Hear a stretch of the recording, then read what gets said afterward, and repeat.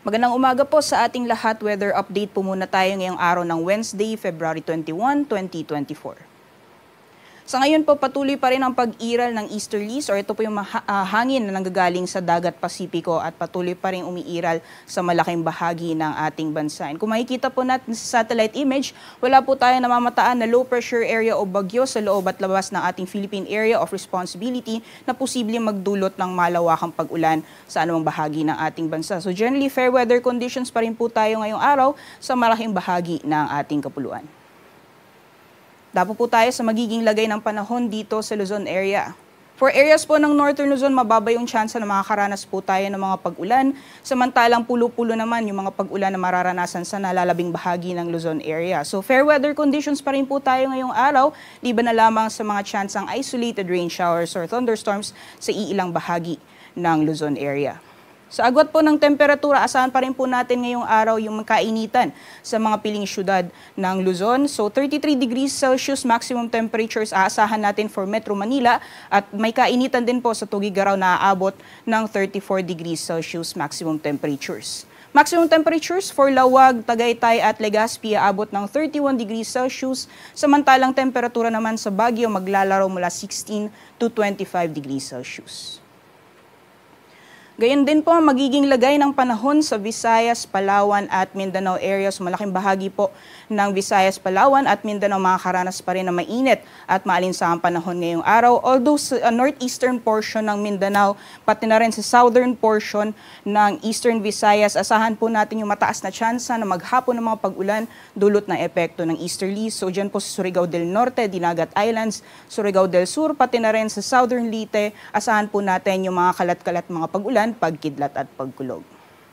Para po sa temperatura sa mga piling syudad sa Visayas, Mindanao at Palawan area, so may kainitan pa rin ang inaasahan ngayong araw sa Kalayaan Islands. Maximum temperatures aabot ng 33 degrees Celsius, gayon din sa Davao, and 34 degrees Celsius naman maximum temperatures para sa Zamboanga. For Puerto Princesa, Iloilo, Cebu, sa Tacloban, pati na rin sa Cagayan de Oro, maximum temperatures maglalaro mula 30 hanggang sa 32 degrees Celsius. Sa kalagayan po ng ating karagatan, wala po tayong gale warning na nakataas sa anumang baybayin ng ating bansa. Although inaasahan po natin yung moderate to rough or katamtaman hanggang sa maalon na karagatan sa areas ng extreme northern Luzon. So iba yung pag-iingat po sa ating mga kababayan, lalong-lalo na yung mga planong pumalaot na may mga maliliit na sakyang pandagat.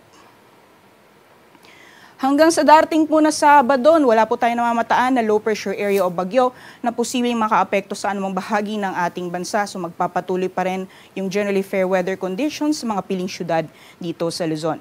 For Metro Manila, temperatures maglalaro mula 22 to 33 degrees Celsius, 15 to 26 naman para sa Baguio City, and 23 to 32 degrees Celsius naman para sa Legazpi City.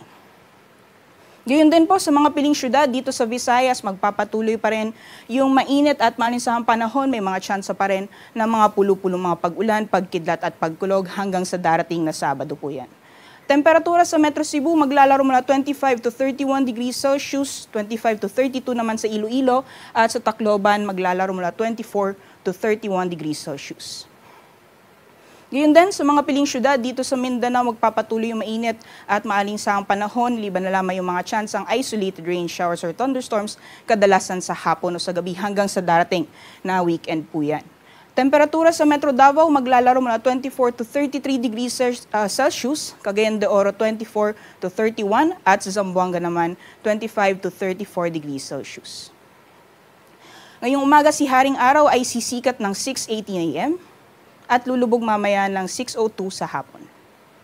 Para sa karagdagang impormasyon, bisitahin lamang po ang aming social media accounts at ang aming website pag-asa.dust.gov.ph. Yan po muna ang latest mula dito sa Pag-asa Weather Forecasting Center. Ako po si Rhea Torres. Magandang umaga po sa ating lahat.